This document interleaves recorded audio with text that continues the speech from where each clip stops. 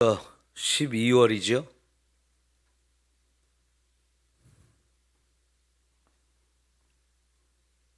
모세는 우리의 인생이 쏜살같이 이렇게 흘러간다라고 얘기했습니다.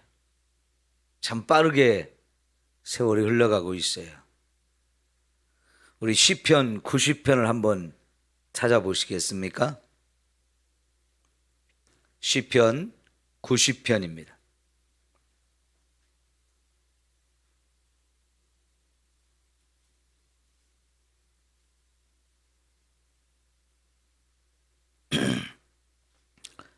삼절부터 보겠습니다. 시편 90편 3절 한 절씩 교독합니다.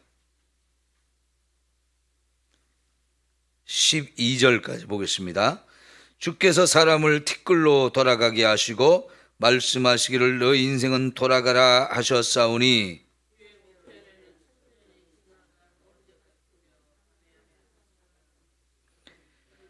주께서 그들을 홍수처럼 쓸어가시나이다. 그들은 잠깐 자는 것 같으며 아침에 돋는 풀 같으니이다.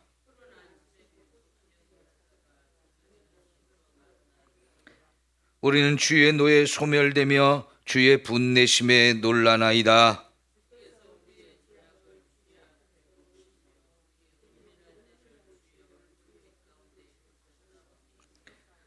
우리의 모든 날이 주의 분노 중에 지나가며 우리의 평생이 순식간에 다하였나이다.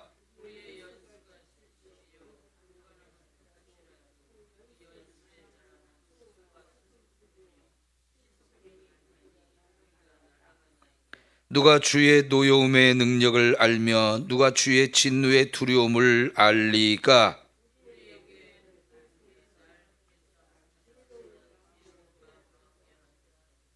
예. 자, 이 지금 모세가요, 이 시는 유일하게 시편에 모세의 시 한 편 나오거든요. 모세가 120살을 살았죠. 아마 노년에 이 시를 지은 것 같아요. 우리 인생에 대해서 여러 가지 얘기를 하는데 3절에 보면 주께서 사람을 티끌로 돌아가게 하셨다. 죽음을 얘기하는 거죠. 우리 인생에게 죽음을 선포하셨어요. 왜 인생에게 죽음을 선포하셨나요? 죄 때문에 그랬죠. 죄를 짓기 전에는 우리에게 죽음이 없었습니다. 영원히 살 수 있는 존재로 하나님이 창조하셨지만 죄를 지음으로 우리에게는 하나님이 죽음을 명령하셨어요. 그래서 티끌로 돌아가라. 흙에서 왔으니까 흙으로 돌아가라 이렇게 말씀을 하셨죠. 그러면서 이제 4절에 보니까 주의 목전에는 천년이 지나간 어제 같으며 밤의 한순간 같을 뿐이다.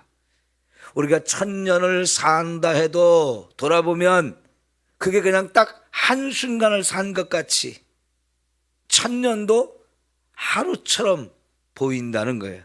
그러니 여러분, 우리가 80이나 강건하면 90을 산다 해도 그거 인생 너무나 짧죠. 그리고 그 인생이 너무나 빨리 흘러가요. 10절에 보니까 신속히 가니 우리가 날아가나이다 그랬어요. 이걸 가리켜서 우리가 쏜살 같다 이렇게 표현을 하잖아요. 얼마나 빠르게 흘러가는지. 이제 다들 연세가 드시니까 하루하루가 정말 빠르게 지나가는 것을 우리가 느끼잖아요.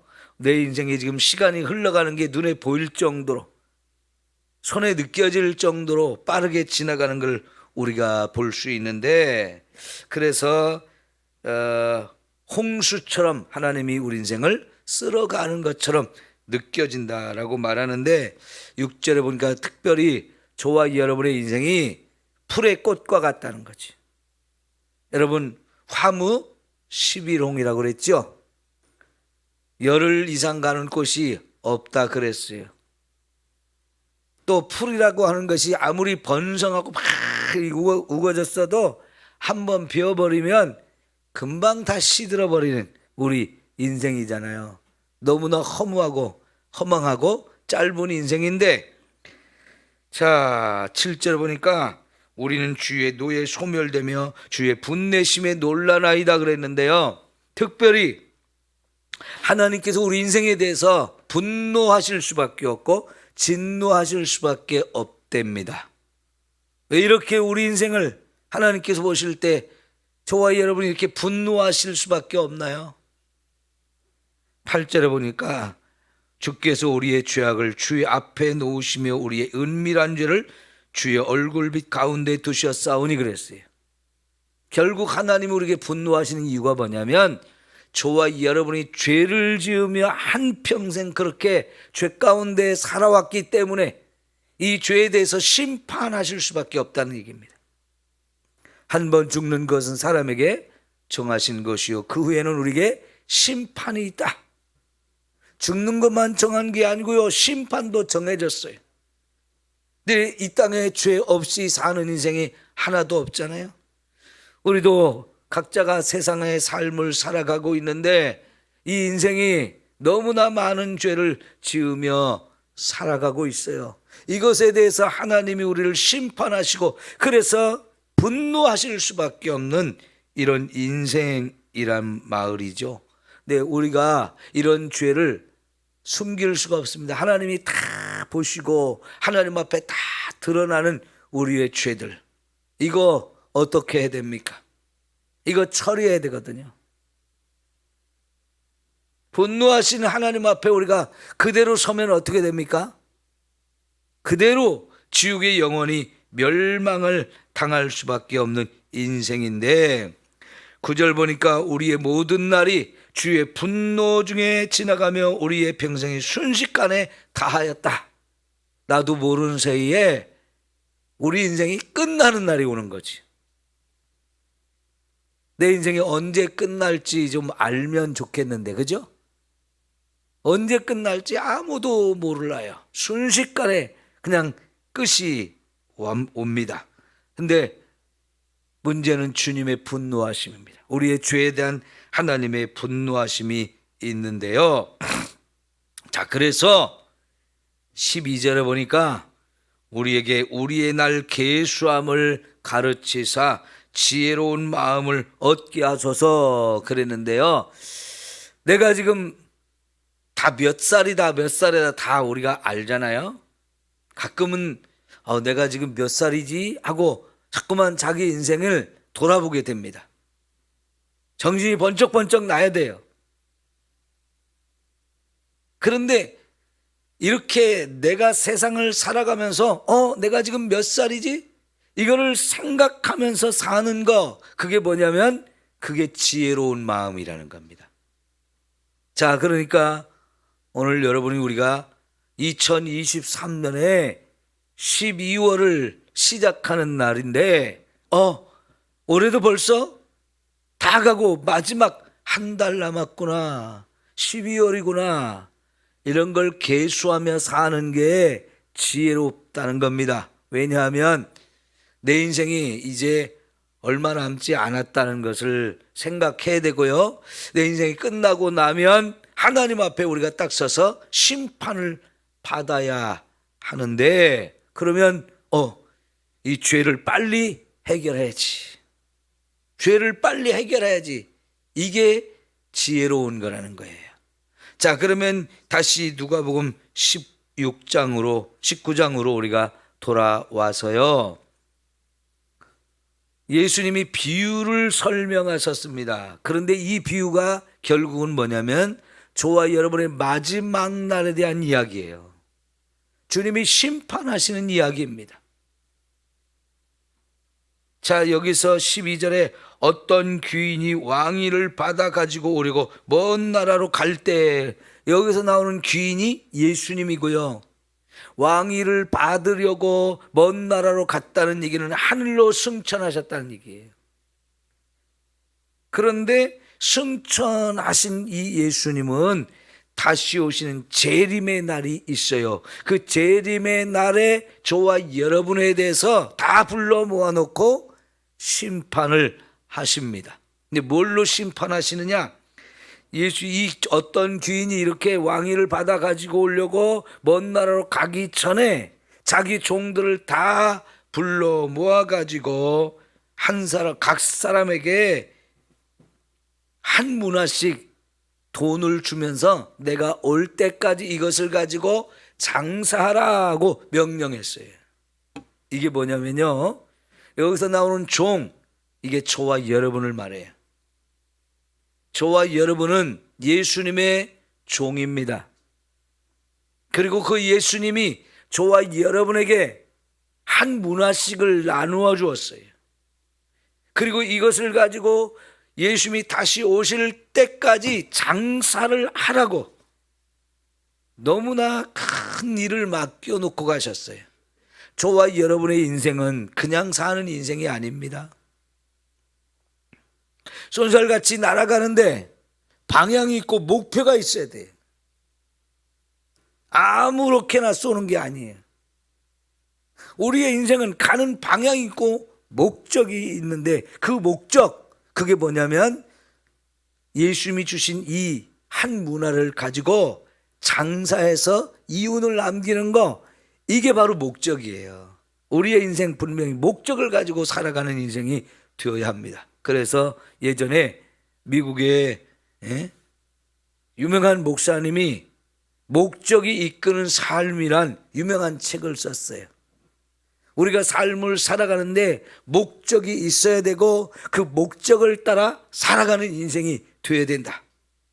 그 목적에 의해서 내 삶이 이끌어져야 된다. 우리 삶이 한 이 정해진 목표를 향해서 끊임없이 달려가서 결국은 그 목적한 바를 다 이루는 인생이 되어야 한다는 거지요.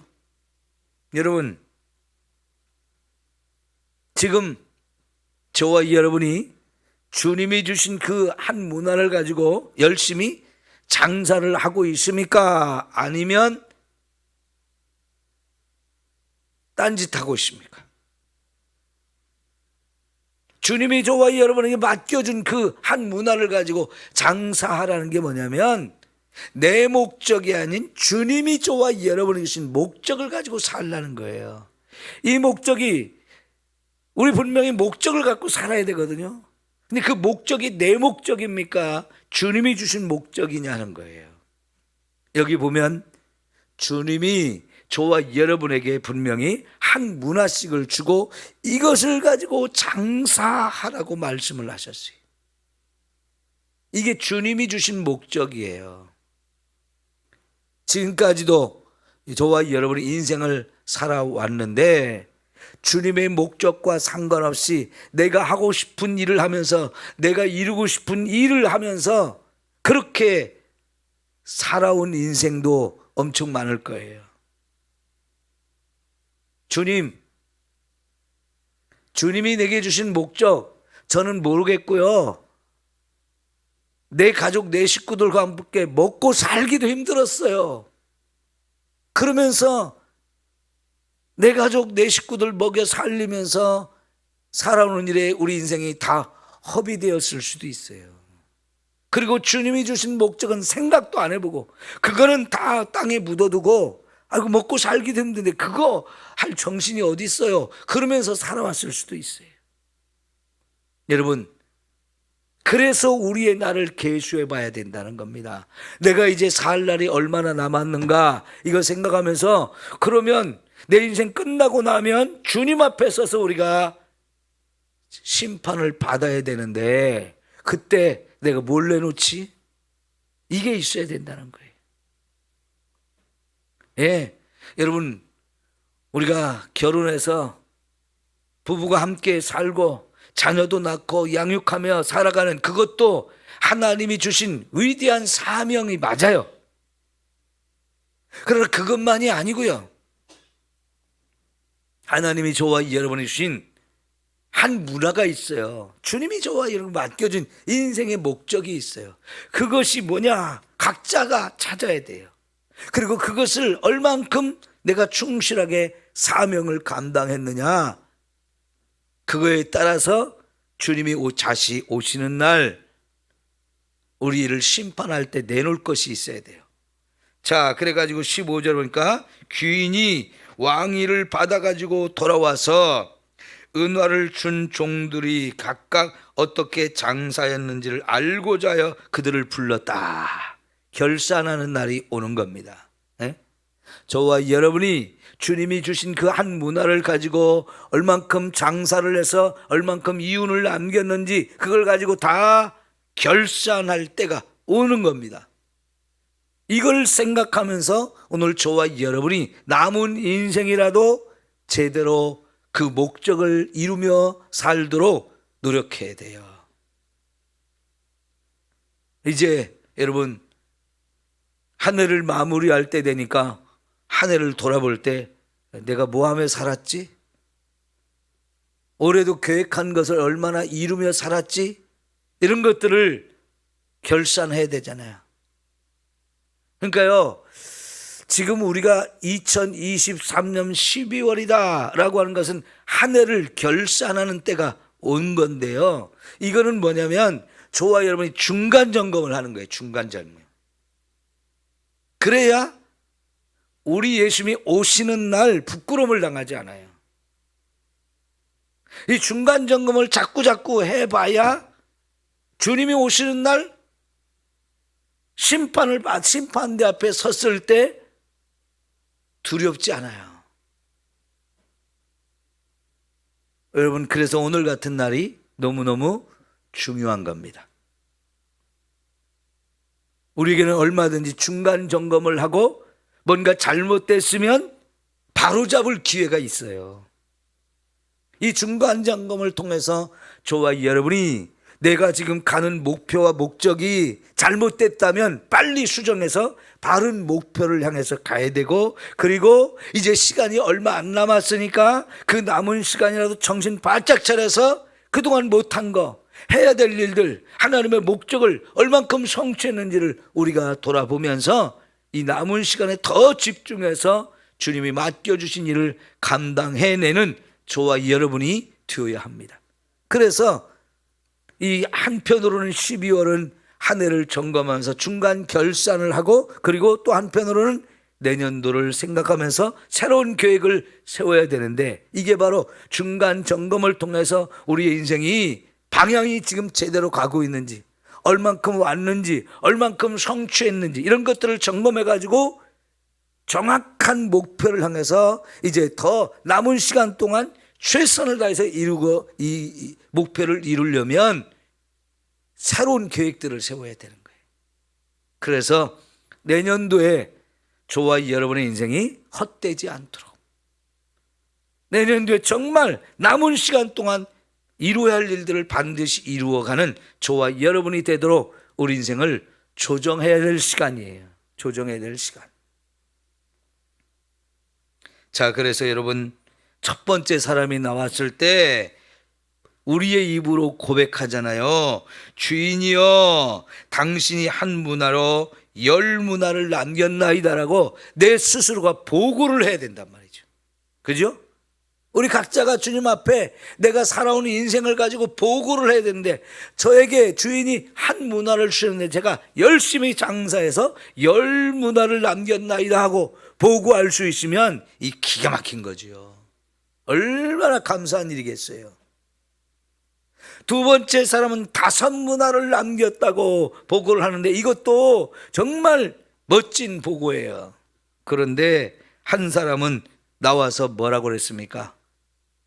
저는 주인이 주신 그 문화를 장사하지 않았습니다. 수건에 탁 잘 보관했다가 그대로 갖고 왔습니다.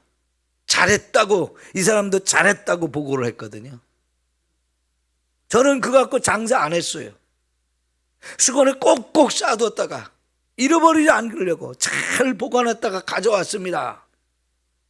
그러면서 하는 말이, 제가 생각할 때 주인은 나쁩니다. 왜 그걸 가지고 장사를 하라고 합니까? 그래서 장사해가지고 한 문화 맡겼는데 10문화 갖고 온 사람 막 칭찬해 주는데 그거 악한 거 아닙니까? 한 문화를 맡겨놓고 10문화를 받아가시는 거, 이거 정말 나쁜 거 아니에요? 심지도 않고 거두는 거 아닙니까? 남의 거 뺏어가는 거 아닙니까? 하면서 주인이 나쁘다고 막 그래요. 여러분, 이거 천하의 못된 인생이에요. 하나님을, 예수님을 못된 사람으로, 우리 것을 착취하고 우리를 고생시키고 우리를 힘들게 하고, 그래서 우리가 수고한 것을 막 다 또 뺏어가는 분으로 이렇게 몰아붙이거든요. 여러분, 정말 주인이 우리 고생시키려고 한 문화씩을 주고 장사하라고 하셨나요? 아니에요.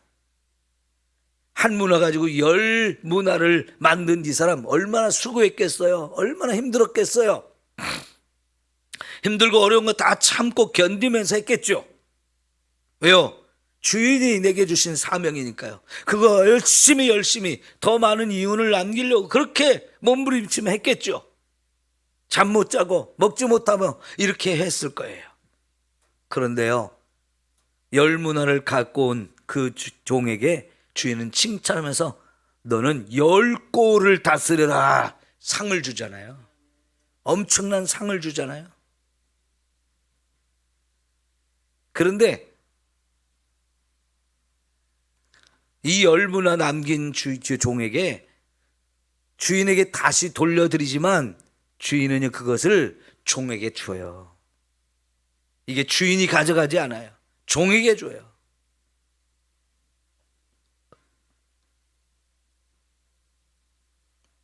24절과 25절에 보니까 한 문화 가지고 그대로 가져온 이것을, 한 문화를 빼앗아 가지고 10문화를 남긴 사람한테 주잖아요. 그 다른 사람들이 뭐라고 말합니까? 그 사람은 이미 10문화가 이미 있어요 그랬잖아요. 그러니까 종이 가져온 이 10문화 주인이 가져가지 않고요, 그거를 남긴 이윤을 다 종에게 주면서 네가 갖고 너는 그와 더불어서 10골을 다스려라고 하는데, 한 문화 그대로 가져온 사람 걸 뺏어가지고 또 10문화 가져온 사람한테 또 준단 말이에요. 그러니까 여러분, 이게 심판받을 때에 있는 것까지도 다 뺏길 사람이 있는가 하면 더 받는 사람도 있단 말이죠. 여러분, 우리 인생이 어떻게 살아야 돼요? 주님을 위해서 충성하고 주님이 기뻐하는 일, 주님이 맡겨준 일 최선을 다해 감당해서 마지막 심판의 날에 주님의 기뻐하고 우리도 칭찬받고 상을 받을 수 있는 이런 인생이 되어야 하지 않겠어요? 그러려면 지금 우리가 기회가 있을 때에 점검을 하고 새로운 계획을 세워서 정말 주님의 심판대 앞에 섰을 때 부끄러움 당하는 자, 있는 것까지도 빼앗기는 자가 되지 말고 주님을 위해서 많은 것을 남기고, 그래서 주님을 기쁘시게 하고 우리도 상을 받고 칭찬받는 이런 인생이 되도록 살아야 되지 않겠습니까? 그러려면 결산을 봐야 돼요. 지금 마지막 결산을 보기 전에 중간 점검을 해서 뭔가 문제가 있다면 바로잡고요, 새로운 계획을 세워서라도 열심히 해서 주님 앞에 부끄럽지 않도록 많은 것을, 주님의 뜻을 이루어 드릴 수 있는 저와 여러분의 인생이 되어야 합니다. 여러분, 꼭 이런 인생 살아갈 수 있도록 이 12월에 올 한 해도 점검하고 내년도를 또 새롭게 주님을 위해서 내가 무엇을 할까, 주님을 위해서 어떻게 일할까, 계획을 가지고 살아가는 저와 여러분 됐으면 좋겠어요. 계획 없이 살아도요, 시간은 똑같아요. 그러나 계획을 가지고 사는 사람과 계획 없이 사는 사람은 다릅니다. 목표가 있고 계획이 있으면 그거 탁탁탁탁 할 때, 거기에 맞춰 살아갈 때 얼마나 시간이 재미있는지요. 이거 끝났으니까 또 저거 하고, 또 그거 끝났으니까 또 다음 것 하고 하면서 하나하나 이뤄가는 그 기쁨과 감격이 있는 인생이거든요.